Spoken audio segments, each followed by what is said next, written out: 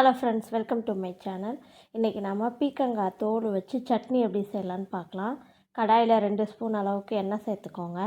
எண்ணெய் நல்லா சூடானோன்னா 2 ஸ்பூன் அளவுக்கு உளுத்தம்பருப்பு சேர்த்துக்கோங்க. 2 ஸ்பூன் அளவுக்கு கடலைப்பருப்பு சேர்த்துக்கோங்க. அடுப்பை லோ ஃப்ளேமில் வச்சுட்டு நல்லா கலந்து கொடுத்துக்கோங்க. பருப்பு நல்லா கோல்டன் ப்ரௌன் கலர் நல்லா வறுந்து வரணும். பூண்டு ஒரு 4 பல் அளவுக்கு சேர்த்துக்கோங்க. சேர்த்துட்டு நல்லா கலந்து கொடுத்துக்கோங்க.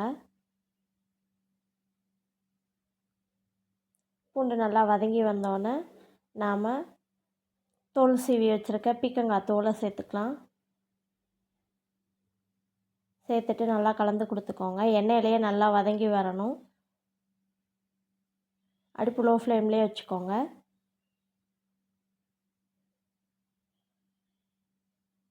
வச்சுட்டு நல்லா கலந்து கொடுத்துக்கோங்க.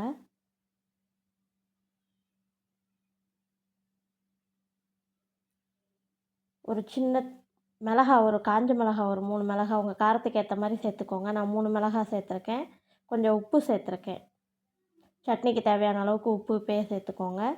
சேர்த்துட்டு நல்லா கலந்து கொடுத்துக்கோங்க. ஒரு சின்ன நெல்லிக்காய் அளவுக்கு புளி சேர்த்துக்கோங்க. புளி சேர்த்துட்டு நல்லா கலந்து கொடுத்துக்கோங்க. தோல் நல்லா வெந்து வரணும். கலர் மாறி வரும். கலர் மாறி வரும்போது தேங்காய் ஒரு 4 ஸ்பூன் அளவுக்கு தேங்காய் துருவல் சேர்த்துக்கோங்க. சேர்த்துட்டு நல்லா கலந்து கொடுத்துக்கோங்க. தோல் நல்லா வதங்கி வந்தோடனே அடுப்பை ஆஃப் பண்ணிவிட்டு ஆற வச்சுக்கோங்க.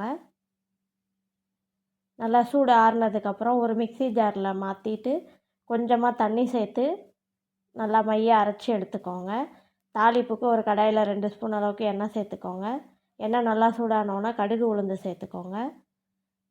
கடுகு நல்லா பொரிஞ்சு வந்தோடனே ஒரே ஒரு காஞ்ச மிளகா, கொஞ்சம் கருவேப்பிலை தாளிச்சிக்கோங்க.